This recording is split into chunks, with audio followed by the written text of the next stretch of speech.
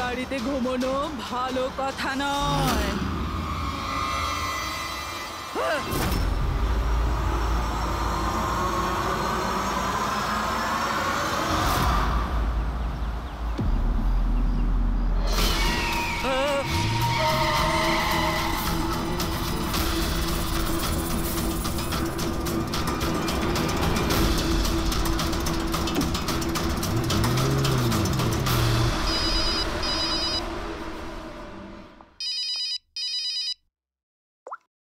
হ্যাঁ বিনীত।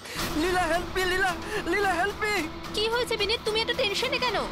লীলা, এরা আমাকে মেরে ফেলবে। লীলা, কে মেরে ফেলবে বিনীত? তুমি কার কথা বলছো? লীলা, আই থিংক আমি জীবনে আর কখনো তোমার সাথে দেখা করতে পারবো না। লীলা, বিনীত বাজে বকা বন্ধ করো। কোথায় তুমি? তোমার এক্সাক্ট লোকেশন বলো। আমি বাস স্ট্যান্ড রোডে আছি, পুরনো পোস্ট অফিসের কাছে। বিনীত একটা কাজ করো, তুমি ওখানেই থাকো, আমি ট্যাক্সি নিয়ে এক্ষুনি তোমাকে ওখানে নিতে যাচ্ছি। হ্যালো লীলা। হ্যালো বিনীত, তুমি ঠিক আছো? আরে এই ফোনটাও না। হ্যালো লীলা।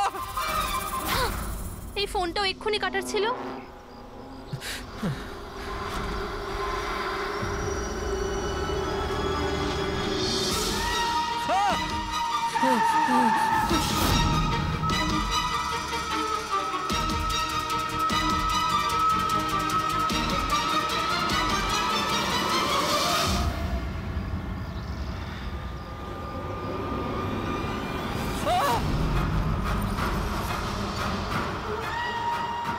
হে ভগবান, please help me.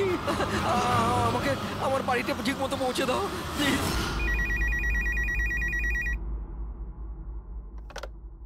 Hello, CID bureau. Hello ma'am. Ma'am please আমাকে হেল্প করুন। ম্যাম আমার স্বামী এই মুহূর্তে খুব বড় বিপদের মধ্যে আছে। কি স্যার, কি হয়েছে নাকি ওনার? ম্যাম ওর প্রাণ সংশয় হয়েছে, কেউ ওকে মারতে চায়। ম্যাম প্লিজ ওনাকে বাঁচিয়ে নিন ম্যাম প্লিজ। উনি কি এখন আপনার সঙ্গেই আছেন? না ম্যাম, ম্যাম এই মুহূর্তে উনি ওনার গাড়িতে আছেন, ওই সার্ভিস স্ট্যান্ড রোডের পাশে পুরনো যে পোস্ট অফিস আছে ওখানে। আচ্ছা শুনুন ম্যাম, দেখুন আমাদের দুজন অফিসার ওই এরিয়াতেই আছে। আপনি আপনার গাড়ির ডিটেলসটা বলুন। হোয়াইট ব্যাস্টার আছে আর গাড়ির নাম্বার হলো 2536। ম্যাম ওনাকে আপনি বাঁচিয়ে তো নেবেন ম্যাম। আপনি চিন্তা করবেন না, আপনার হাজবেন্ডের কিচ্ছু হবে না। ওকে রবি, অভিজিৎকে ফোন করো আর ওকে গাড়ির ডিটেলসটা দিয়ে দাও। ওকে বলো যে ব্যাপারটা আর্জেন্ট।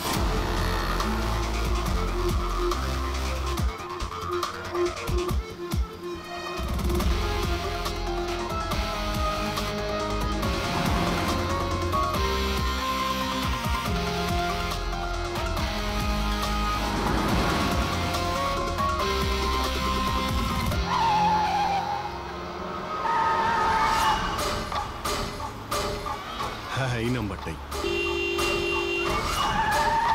ও গাড়ি এইভাবে কেন চালাচ্ছে? এ তো অ্যাক্সিডেন্ট করে দেবে।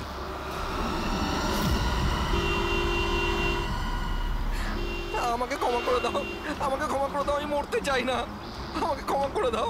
কার সঙ্গে কথা বলছে? গাড়িতে তো কেউই নেই। আরে বিনীত, কার সঙ্গে কথা বলছো? গাড়িতে তো কেউ নেই। হয়ে গেছে তোমরা, তোমরা দেখতে পাচ্ছ না এতগুলো লোক আমাকে ডাকছে? করছে কি?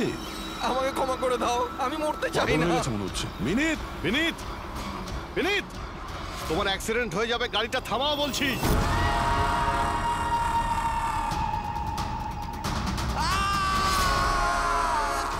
আঙ্কেল আমার সাথে খেলো না, খুব মজা হবে।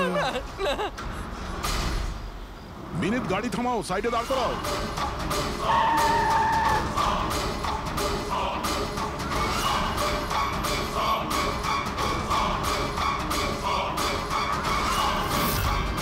দাঁড়িয়ে যাও।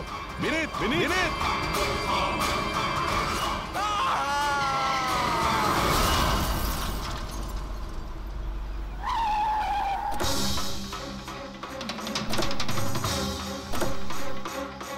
বিনীত,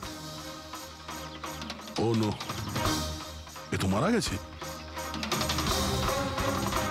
স্মেল আসছে।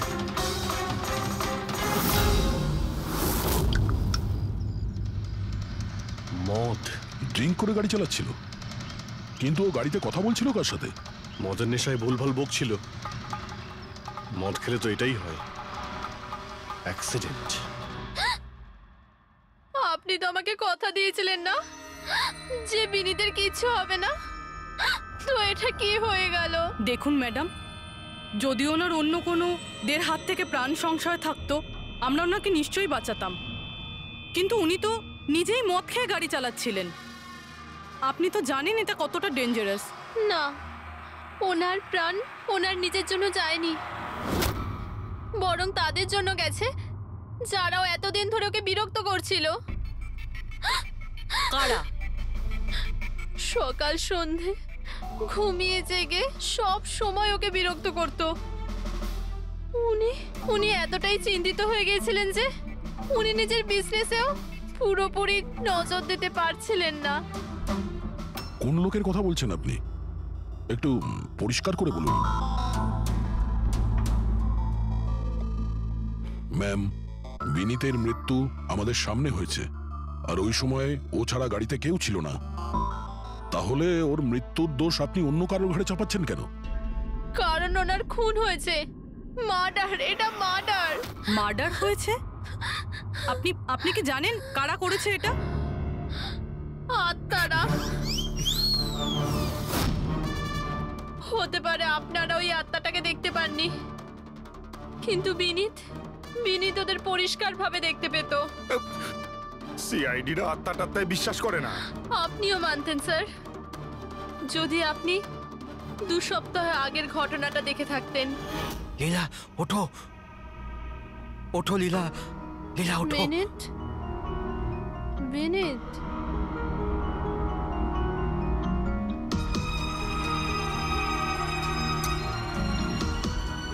বিনীত,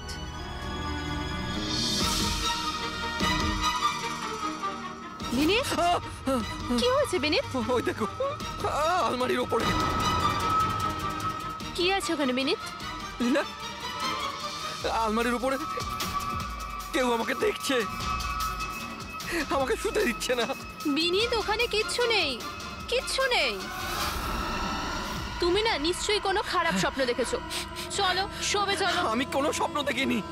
ওই দেখো এখনো দেখছে আমাকে। তুমি কেন দেখতে পাচ্ছ না? বিনীত, ওখানে কিচ্ছু নেই। তোমার শরীর ঠিক নেই বিনীত, চলো তুমি এসে শুয়ে পড়ো। চলো, কিচ্ছু নেই বিনীত। তুমি না খারাপ স্বপ্ন দেখেছো, তার জন্য এরকম হচ্ছে। সরি সরি, আমাকে ক্ষমা করে দাও প্লিজ। 1 মিনিট। আর এই বিনীত কি কারণে ক্ষমা চাইছিল? এটা তো আমিও জানি না স্যার। বিনীত কাজ কি করতো? স্যার, ওনার কোম্পানি হসপিটালে মেডিকেল ইকুইপমেন্ট সাপ্লাই করতো। আপনি শিওর যে ওই বিনীতকে খুন আত্মাই করেছে? স্যার, আমার আগে তো এটা মনে হয়নি, কারণ না তো আমি কোনোদিন কোনো আত্মা দেখেছি আর না কোনোদিন কোনো আওয়াজ শুনেছি। কিন্তু পরে আমার বিনীতের কথাই বিশ্বাস হতে লাগলো যে ও সত্যি কথা বলছে।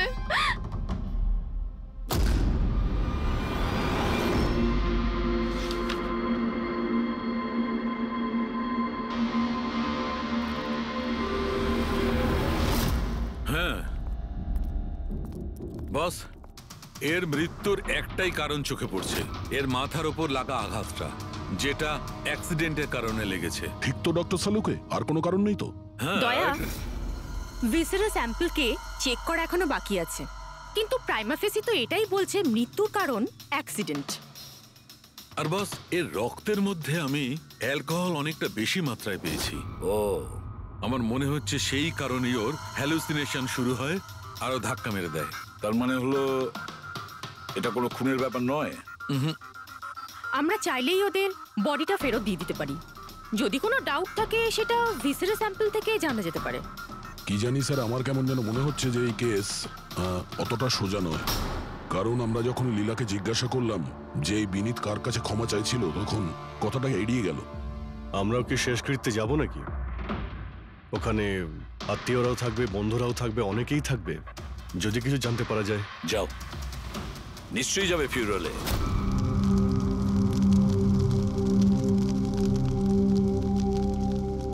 ঠিকই হয়েছে, মরে গেছে।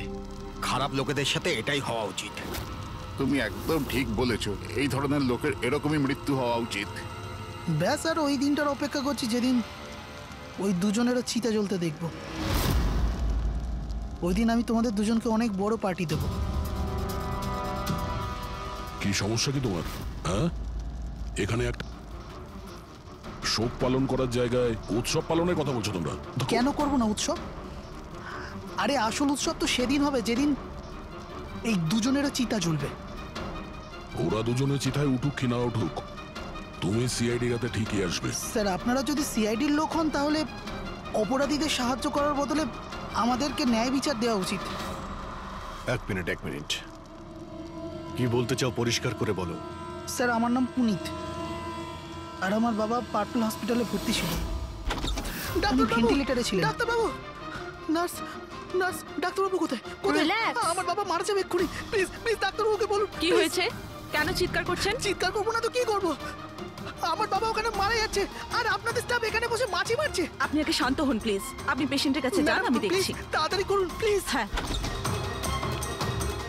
ম্যাম, একটা ঘটনা ঘটে গেছে। কি সমস্ত হয়েছে? ভেন্টিলেটর এক এক করে বন্ধ হচ্ছে। কি? হ্যাঁ ম্যাডাম, আমাদের দুজন ডাক্তার ম্যানুয়ালি অক্সিজেন দেওয়ার চেষ্টা করছে। ম্যাডাম, সবার সাথে এরকম হওয়াটা ঠিক নয়। যদি ভেন্টিলেটর ঠিক না হয় তাহলে পেশেন্টরা মরে যাবে। আরে আস্তে বলো। আরে এটা হসপিটালের রেপুটেশনের ব্যাপার। এটা যদি পেশেন্টের বাড়ির লোকেরা জানতে পারে না তাহলে একটা ঝামেলা হয়ে যাবে। ডক্টর, আপনারা প্লিজ 2 মিনিট সময় দিন, আমরা সলিউশন বার করছি। ম্যাম, এক এক করে সব ভেন্টিলেটর বন্ধ হয়ে যাচ্ছে। তুমি যাও, বাকি ওয়ার্ডসগুলো চেক করো। যাও। Okay ma'am.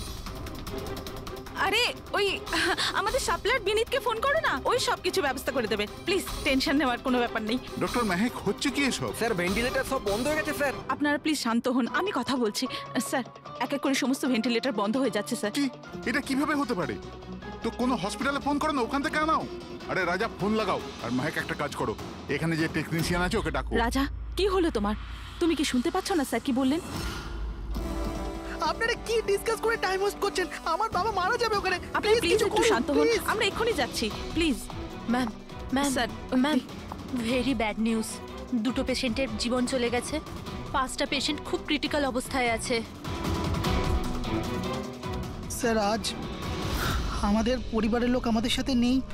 এর জন্য দায়ী শুধুমাত্র এই 3 জন লোক, বিনীত, মেহেক আর রাজা। আচ্ছা, এই বিনীত তো ইকুইপমেন্ট সাপ্লাই করতো, তাই না? হ্যাঁ স্যার। আর বাকি দুজন? স্যার, যেদিন এই ঘটনাটা ঘটেছিল সেদিন মেহেক ডক্টর ইনচার্জ ছিল আর রাজা হসপিটালে অ্যাডমিন সামলাতো। আচ্ছা, এনারা দুজনে কি শুধু হসপিটাল থেকে এসেছেন নাকি ওখান থেকে আরো অনেকে এসেছেন? এসছে স্যার, ওই হেড নার্স পরিণীতা, ওই শেখর যে মেনটেন্যান্সে ছিল, আর উনি ডক্টর কেদার, এই হসপিটালের মালিক। ঠিক আছে, এখন শান্ত হয়ে যাও। আমরা এই মামলার গভীরে যাব। যদি তোমার বাবার সঙ্গে কোনো অন্যায় হয় তো ন্যায় বিচার তুমি নিশ্চয়ই পাবে।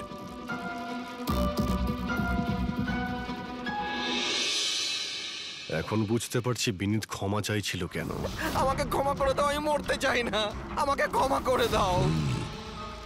আর এটাও বুঝতে পারছি যে বিনীতের মৃত্যুতে সবাই এত খুশি কেন। তার মানে বিনীতের মৃত্যুর কারণ যে কেউ হতে পারে। আর বিনীতের পরে খুনির পরের শিকার এই এদের দুজনের মধ্যে কেউ হতে পারে।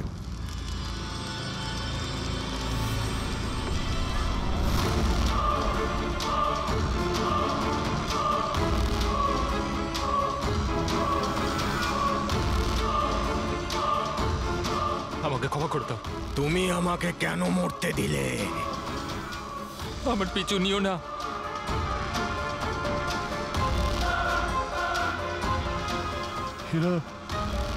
এরা কথা কার সঙ্গে বলছে? আমার পিছু নিও না। আরে সেই কাল্পনিক লোকগুলোর সঙ্গে যার সঙ্গে বিনীত কথা বলছিল। চাইলে তুমি আমাকে বাঁচাতে পারতে, কেন মরতে দিলে আমাকে? এবার তুমিও মরার জন্য তৈরি হয়ে যাও। আর এই মহিলারও একই কেস মনে হচ্ছে। ছাড়, ছাড় আমায়, ছাড় আমায়, আগুনের দিকে টানিস না। আমার কোনো দোষ নেই এতে। ছাড়, ছাড়, ছাড়, ছাড় আমায়, ছাড় আমায়, ছাড়, ছাড়, টানিস না আমায় আগুনের দিকে, ছাড়। আরে কি করছো নাকি? কি করছো? এদিকে এসো। আরে তুমি কি করছিলে? হ্যাঁ, আমি একটু ডিস্টার্ব আছি, এতে আপনারা কি করবেন? আমার ডিস্টারবেন্সের সাথে আমায় নিজেকেই লড়তে হবে। তুমি এদিকে এসো, একটু দূরে দাঁড়াও, ওই দিকটায় যাও। তাহলে অনেক লোক আছে। যারা বিনীতের মৃত্যু সংবাদ শুনে আনন্দিত। হ্যাঁ হ্যাঁ স্যার, আর এখন ওরা মেহেকার রাজার মৃত্যুর খবর শুনতে চাইছে। রাজা আর মাহাকের ব্যবহারটাও খুব একটা নর্মাল লাগছিল না স্যার, অনেকটা ভয়ে ভয়ে ছিল স্যার, বিনীতের মতো। স্যার ভিসারা স্যাম্পলের রিপোর্ট চলে এসেছে। গুড। কোনো গন্ডগোল আছে? হ্যাঁ, একজন সাধারণ মানুষের রক্ত যতটা লাল হয়, বিনীতের রক্ত তার থেকে অনেক বেশি লাল ছিল। ও, এখন বুঝতে পারছি যে বিনীত কেন আত্মা দেখতে পেল। কেন স্যার? পুরবী, মানুষের রক্ত যখন সাধারণের থেকে অনেক বেশি লাল হয়, তার মানে এইটা দাঁড়ায় যে ওই মানুষটি অনেক বেশি দীর্ঘ সময় ধরে কার্বন কম্পাউন্ডের সংস্পর্শে ছিল।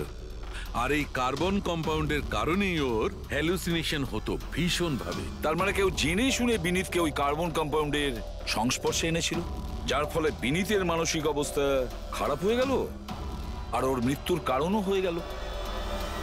স্যার, খুনি এই কার্বন কম্পাউন্ড পেল কোথায়? এই আমাদের আশেপাশেই সব জায়গায় কার্বন কম্পাউন্ড ছড়িয়ে আছে। মডার্ন জীবনে আমরা যতগুলো মেশিনারি ব্যবহার করছি, ওই সবগুলো, প্রায় সবগুলো কার্বন কম্পাউন্ড ছড়ায়। হ্যাঁ, যে কেউ মেশিনের উপর এরকম কারুকার্য করে এটা করতেই পারে। তার মানে বিনীত গাড়িতে বসার আগে এরকম কোনো কেমিক্যালের সংস্পর্শে এসেছিল, যার জন্য ওর এইসব হ্যালুসিনেশন এইসব হচ্ছিল স্যার। ঠিক কথা বস। গাড়িটার এক্সস্ট সিস্টেমটা চেক করতে হবে। গন্ডগোলটা ওখানেই হয়েছে।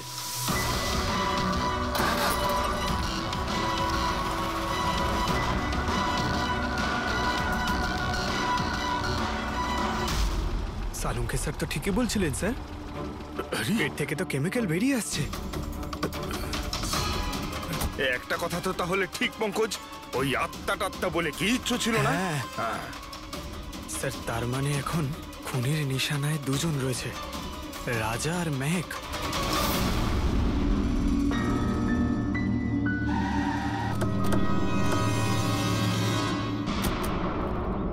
শ্মশানে রাজার ব্যবহারটা খুব একটা ঠিক ছিল না, এখনো মানসিক অবস্থা ঠিক নয়। আরে স্যার, দরজা তো খোলা। আচ্ছা, খুনি রাজার কাছে পৌঁছে যায়নি তো? এসব কি হচ্ছে? ক্যান্ডেলস,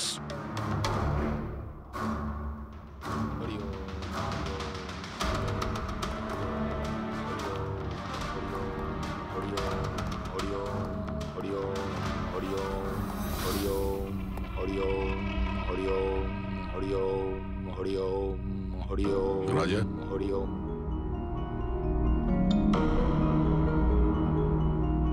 এখন ঠিক আছো?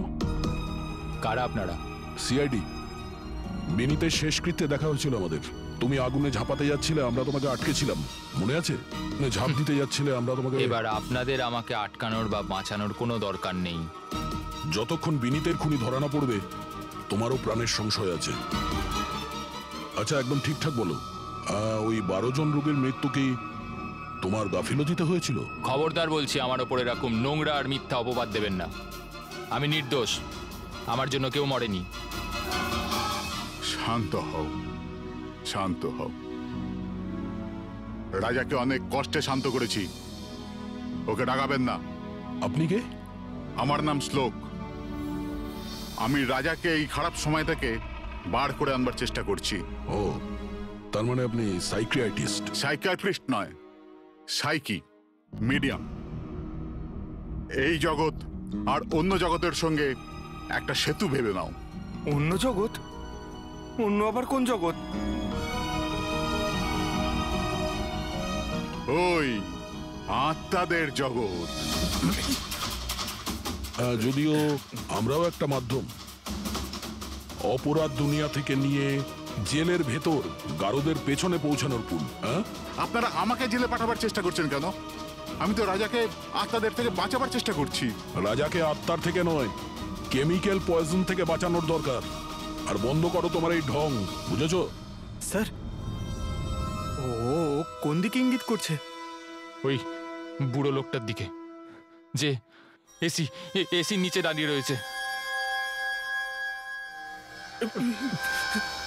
ও কার কথা বলছে? আমি তো কাউকে দেখতে পাচ্ছি না। আমিও দেখতে পাচ্ছি না। মানুন বা না মানুন, এই ঘরের মধ্যে কোনো শক্তিশালী আত্মা আছে যে রাজার ক্ষতি করতে চাইছে। এক্ষুনি জেনে যাবেন।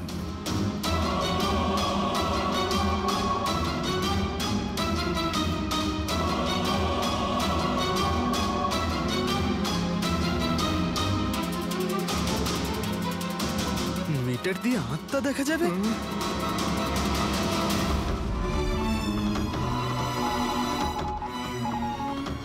দেখলেন, ওই আত্মাটা এসির পাশেই আছে। আমার ইএমএফ মেশিন মিথ্যে বলবে না।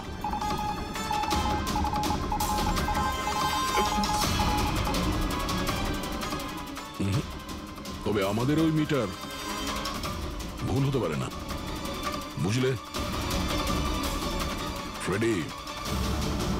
মনে হচ্ছে রাজার ও কার্বন কম্পাউন্ডের অ্যাকশন ওর গাড়ির থেকেই হয়েছে। একটা কাজ করো, এই মিটারটা নিয়ে যাও, ওর গাড়িটা চেক করো। ফ্রেডি। পঙ্কজ, তাহলে বলো, তুমি বিনীতের ফিউরিনালে কি দেখেছো? আমি কাউকে দেখিনি, আমি কিছু দেখিনি। মিথ্যা কথা বলো না। যদি কিছু দেখেই না থাকো তাহলে পালালে কেন? আমি মিথ্যে বলছি না, আমি সত্যি কাউকে দেখিনি।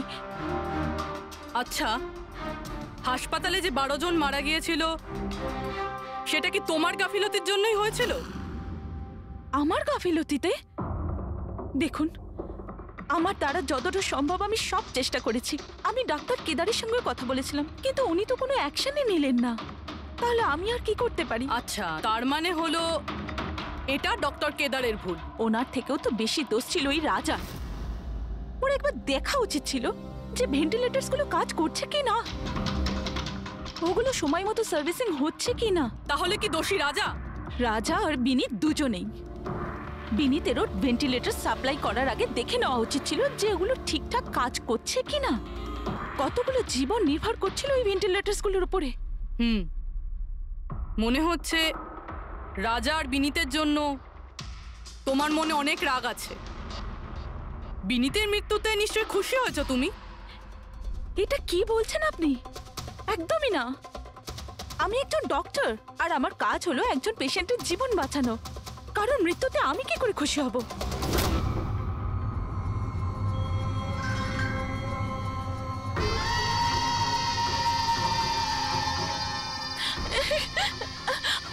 আবার এসে গেছে, আবার এসে গেছে।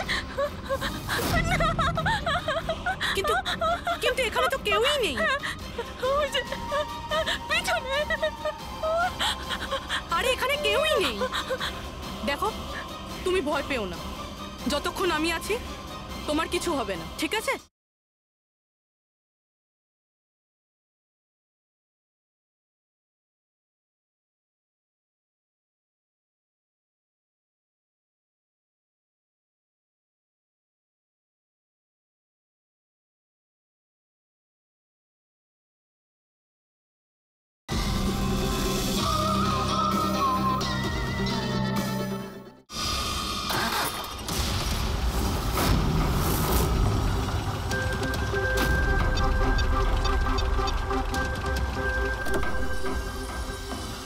গাড়ির এসিতে তো কার্বন কম্পাউন্ড নেই। বাড়ির ভেতরে গিয়ে দেখা যাক, চল।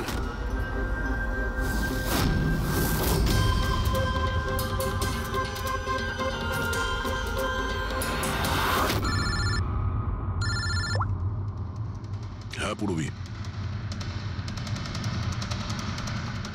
মেহকের বাড়িতে কোনো কেমিক্যাল পাওয়া যায়নি?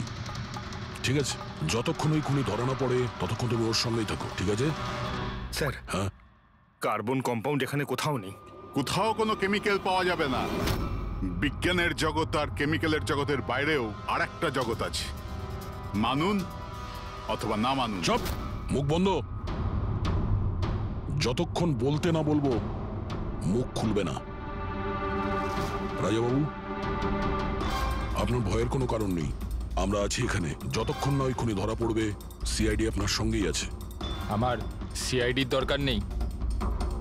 ইনি রয়েছেন না আমার সুরক্ষা করার জন্য। আরে এটা কিভাবে সম্ভব? না রাজার বাড়িতে কেমিক্যাল পাওয়া গেছে আর না মেহেকের বাড়িতে পাওয়া গেছে। এটা কি করে সম্ভব? স্যার আমরা রাজার বাড়িটাকে ভালো করে চেক করেছি, এক একটা কোণা দেখেছি, ওই গাড়িটাও চেক করেছি, কোথাও কিছু পাওয়া যায়নি। হ্যাঁ, কিন্তু দয়া, যদি কোনো কেমিক্যাল ব্যবহারই না হয়ে থাকে তাহলে রাজা আর মেহেকের হ্যালুজিনেশন হলো কি করে? কোনো তো একটা কারণ থাকবে। আর স্যার যেভাবে বিনীতের কারের এসিতে কেমিক্যালের ব্যবহার করা হয়েছে, এটা কোনো আনপ্রফেশনাল কেউ করেছে বলে আমার মনে হয় না। একটা কাজ করা যাক, যারা মারা গেছে তাদের বাড়িতে দেখো, হয়তো কেউ থাকতে পারে যে কেমিক্যালের বিষয়ে খুব ভালো করে জানে, বা কেউ কেমিক্যালের এক্সপার্ট। আর হ্যাঁ, হসপিটালের ওই স্টাফকে ডাকো। চিফ নার্স যে আছে না, হেড নার্স পরিণীতা, আর হেড টেকনিশিয়ান শেখর, আর মালিক কেদার, তিনজনকেই ডাকো। দেখা যাক।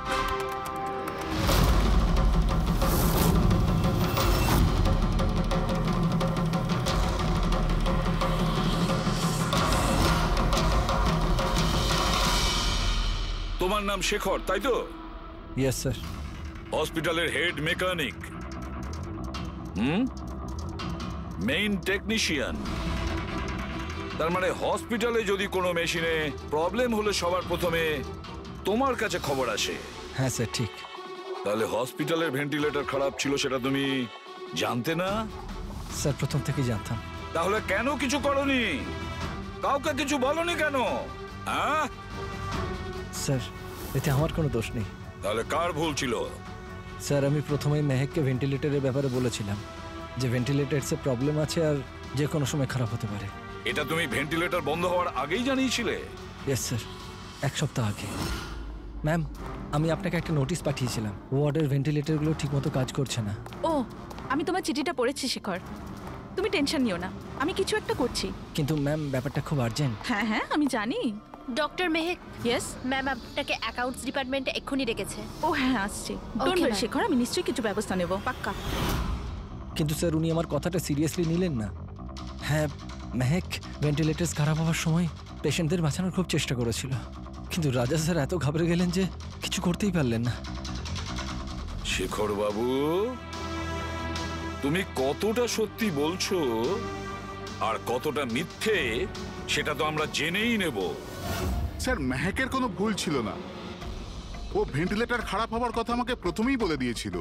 তারপর আপনি কি করলেন? স্যার আমি হসপিটালের অ্যাডমিন হেডকে বলে দিয়েছিলাম, রাজাকে, কারণ হসপিটালের যতগুলো মেশিন আছে সেগুলো দেখাশোনার দায়িত্ব অ্যাডমিন হেডেরই। তাহলে এই সমস্ত কিছু আপনি রাজাকে বললেন আর আপনার দায়িত্ব শেষ হয়ে গেল। আপনি তো এই হসপিটালের মালিক, তাই না? তাহলে এভাবে দায়িত্ব শেষ হয়ে যায় কি করে আপনার? স্যার আমি আমার দায়িত্ব পালন করেছি, সেই জন্য তো আমি নিজে গিয়েছিলাম রাজার কেবিনে। রাজা। হ্যাঁ স্যার। এসব কি করছো? আরে এগুলো দরকারি নয়, এতগুলো রোগীর শ্বাস প্রশ্বাস ভেন্টিলেটরের সাহায্যেই চলছে, আর তুমি এখানে বসে আছো। আরে কিছু করো। হ্যাঁ স্যার, আমি এক্ষুনি সাপ্লাইয়ের সাথে কথা বলে ভেন্টিলেটর চেঞ্জ করে দিচ্ছি। প্লিজ প্লিজ তাড়াতাড়ি করো। স্যার আমি বুঝতে পারছি না যে ও ভেন্টিলেটর কেন পাল্টালো না। আমি অবাক হচ্ছি স্যার যে কেউ কেদারবাবুর দিকে আঙুল তুলছেন না, সবাই রাজা, বিনীত আর মেহেকের পিছনে পড়ে আছে। সেটাই তো, হসপিটালের মালিক না কেদার বাবু? তাহলে এই সমস্ত কিছুর দায়ভারও কেদার বাবু আপনার। কিন্তু স্যার এবার আমি নিজে গিয়ে তো ঠিক করতে পারি না ভেন্টিলেটর। স্যার আমার কাজ হলো কনসার্ন ডিপার্টমেন্টকে ইনফর্ম করা, আর আমি সেটা করে দিয়েছিলাম। বরং আমি বিনীতের সঙ্গে নিজে কথা বলেছিলাম, আমি ওকে বলে দিয়েছিলাম যে যদি এগুলো রিপেয়ার করা যায় তো রিপেয়ার করুক, নাহলে চেঞ্জ করে দিক, কিন্তু কোনো অ্যাকশনই নিল না। এ কোনো অ্যাকশন নেয়নি, সে কোনো অ্যাকশন নেয়নি, আপনি কি অ্যাকশন নিয়েছিলেন? আর দোষ দিচ্ছেন বিনীতকে, যে কিনা মারা গেছে, বা রাজার যে উত্তর দেওয়ার পরিস্থিতিতে নেই। স্যার যেটা সত্যি ছিল ওটা আমি আপনাদের বলে দিলাম, সেটা এবার মানবেন কি মানবেন না স্যার আপনাদের ব্যাপার। পরিণীতা স্যার, হসপিটালের হেড নার্স, তাহলে তুমি হসপিটালের ব্যাপারে নিশ্চয়ই সবকিছু জানো। হ্যাঁ স্যার। তাহলে এবার সত্যি করে বলো, এই যা কিছু হয়েছে কার গাফিলতির কারণে হয়েছে? তাড়াতাড়ি বলো। হ্যাঁ স্যার, বলছি। আমার সাথে বিশ্বাসঘাতকতা করার চেষ্টা করো না রাজা। আর হ্যাঁ, যদি মেশিনে কোনো ফিজিক্যাল ড্যামেজ থাকে তাহলে সেটা ওয়ারেন্টিতে আসে না। যদি তোমার নতুন ভেন্টিলেটর চাই তাহলে তোমাকে পুরো কস্ট পে করতে হবে, বুঝেছো? আমি তোমার থেকে বাজে লোক আজ অব্দি আমার জীবনে দেখিনি। এবার থেকে না তো আমাদের হসপিটাল তোমার থেকে কিছু কিনবে, না তো শহরের আর কোনো হসপিটাল। শোনো, এসব হুমকি অন্য কাউকে দেবে। তুমি জানো না আমি কে, যা করার করে নাও।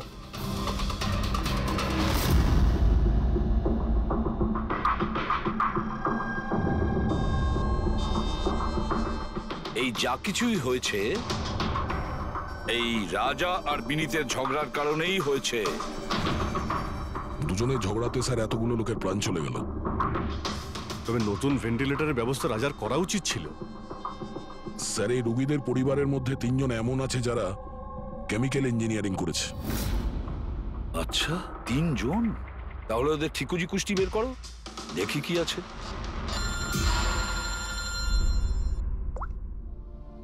Hello ACP Pradyuman. হোয়াট? ঠিক আছে, আমরা এক্ষুনি পৌঁছচ্ছি। কি হয়েছে স্যার? রাজা মারা গেছে।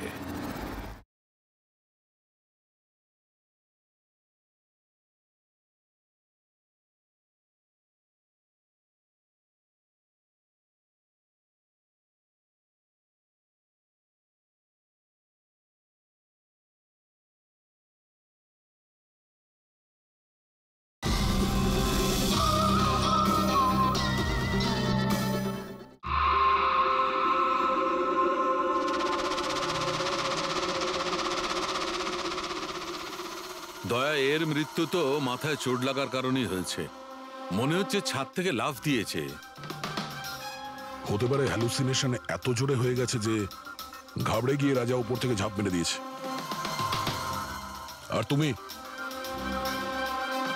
খেয়াল রাখছিলে না এর? এই খেয়াল রেখেছো তুমি? হ্যাঁ স্যার, রাজা তো একদম শান্ত হয়ে শুয়ে পড়েছিল। আমি কি করে জানবো যে হঠাৎ করে উঠে পড়বে আর আত্মহত্যা করে ফেলবে? যখন এটা হয়েছিল তুমি কোথায় ছিলে? হ্যাঁ স্যার, আমি অন্য ঘরে শুয়েছিলাম। তখনই আমি রাজার জোরে জোরে চিৎকার শুনলাম। আমি এই আত্মাদের সহ্য করতে পারছি না, আমার নিস্তার চাই, মুক্তি চাই। আর যতক্ষণ আমি ওর কাছে পৌঁছবো ততক্ষণ ও ছাদ থেকে পড়ে গেছে। বাহ, কি অদ্ভুত ব্যাপার! রাজাকে একলা রেখে তুমি নাকে তেল দিয়ে ঘুমোচ্ছিলে? হ্যাঁ, আমি তো মনস্থির করেই ছিলাম ঘুমোবো না। কে জানে কিভাবে ঘুমিয়ে পড়লাম। নিশ্চয়ই আমাকে ওই আত্মাগুলোই ঘুম পাড়িয়ে দিয়েছিল। আপনি এটা দেখুন স্যার, মিটারের রিডিং কত বেড়ে গেছে। আমারও কিন্তু একটু ক্লান্তি ভাব লাগছে স্যার। আর দ্বিতীয়বার যদি আমাকে এই মিটার দেখিয়ে দিস না তাহলে মনে রাখিস। দয়া, 1 মিনিট ভাই, একটু মিটারটা দেখি। এই নিন। এই মিটারটা আমি রাখছি। হ্যাঁ, আমি ফেরত দিয়ে দেবো পরে। ঠিক আছে স্যার, কিন্তু দিয়ে দেবেন? হ্যাঁ, দিয়ে দেবো। বরং এখন তুমি বাড়ি গিয়ে একটু আরাম করো। ক্লান্ত হয়ে গেছে, একটু দুর্বল লাগছে। হ্যাঁ হ্যাঁ স্যার। ঠিক মতো ঘুমও হয়নি। যাও আরাম করো। এটা কি ডক্টর সালুকে? ওকে যেতে দিলেন আর এই মিটারটা রেখে দিলেন? দয়া, এই যে মিটারটা না, এটা খুব কাজের জিনিস।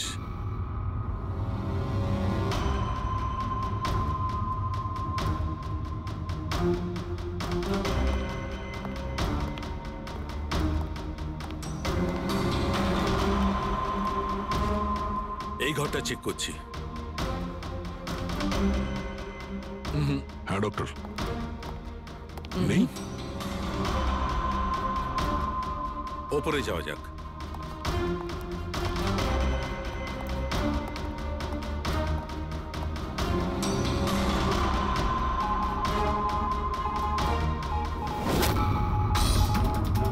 আরে সালুঙ্কে স্যার, সাবধানে!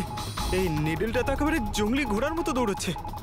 মাই গড, আমরা এখানে এইভাবে দাঁড়িয়ে থাকতে পারি না দয়া। আমাদের প্রোটেক্টিভ পোশাক পরতে হবে। Protective gears? ওটা কি কারণে ডক্টর? আরে দয়া, আমাদের সুরক্ষার জন্য।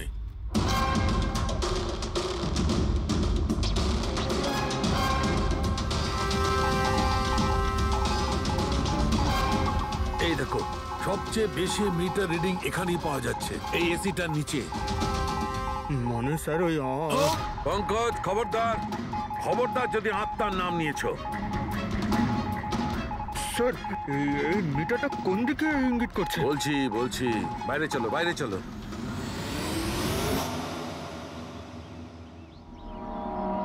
দেখেছো দয়া, এটা হচ্ছে ইএমএফ, ইলেকট্রোম্যাগনেটিক ফিল্ড ডিটেক্ট করে এটা।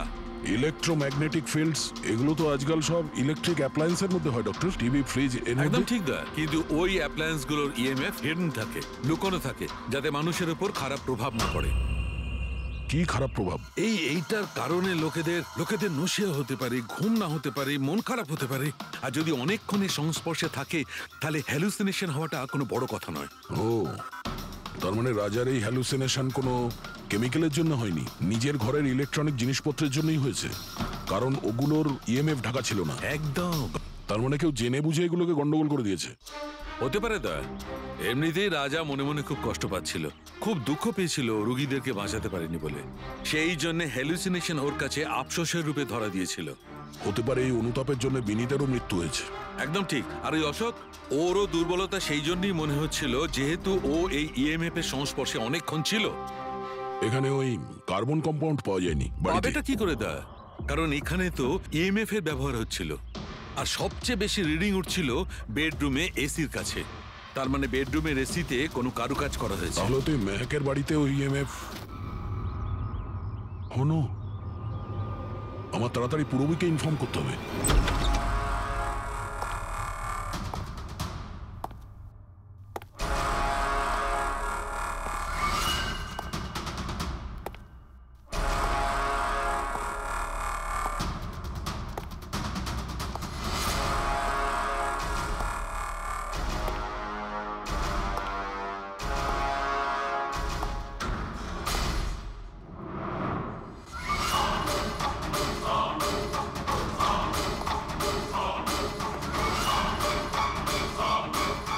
আমাকে একবার মেরে শান্তি হয়নি তোমার? আমাকে আবার মারতে এসেছো?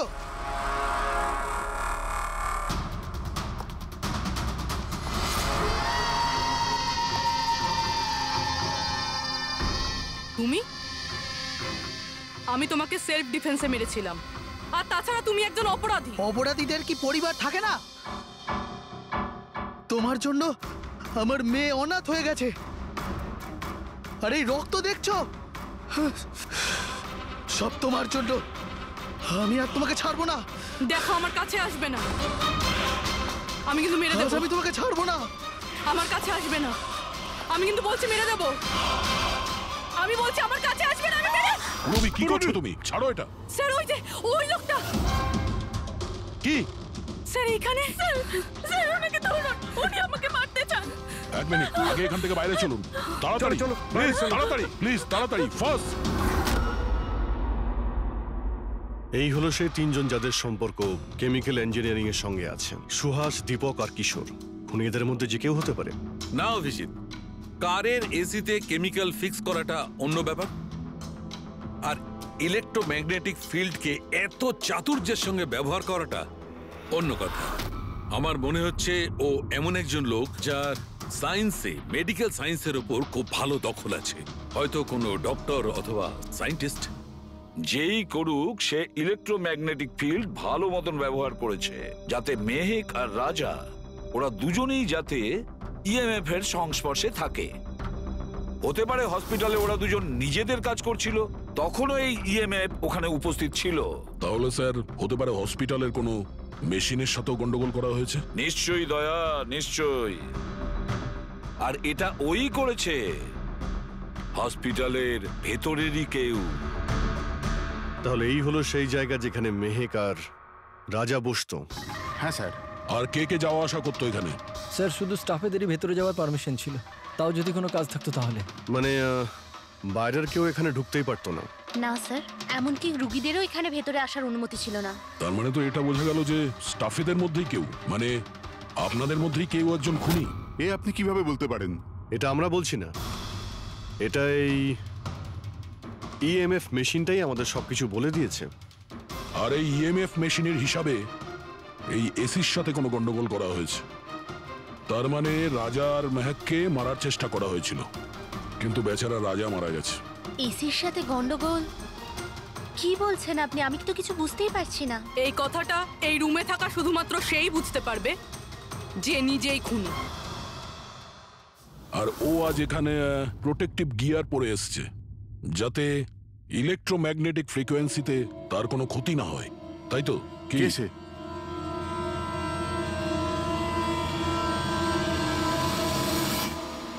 এদিকে এসো।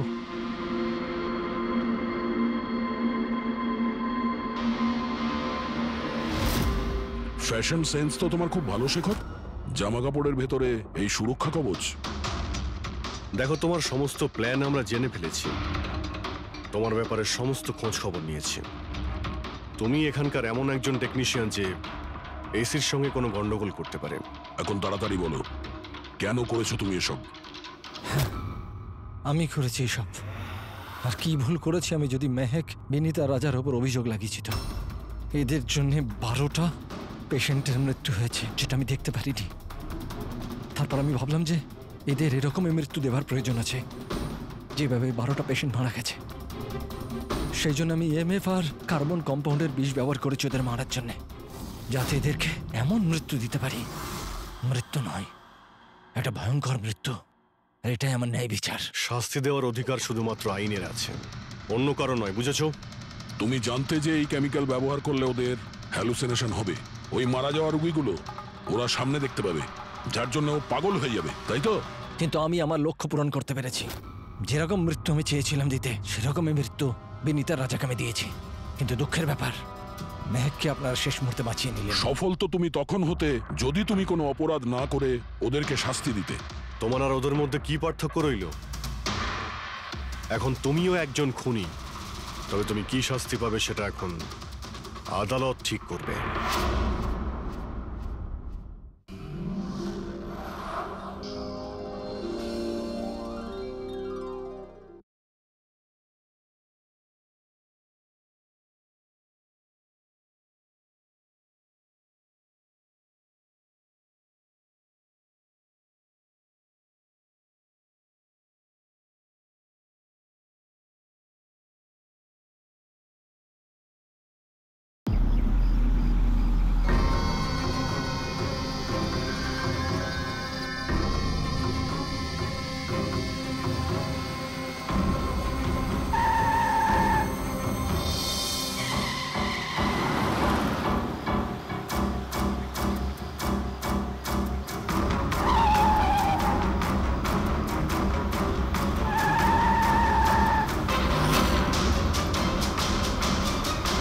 চলন্ত গাড়িতে ঘুমানো ভালো কথা নয়।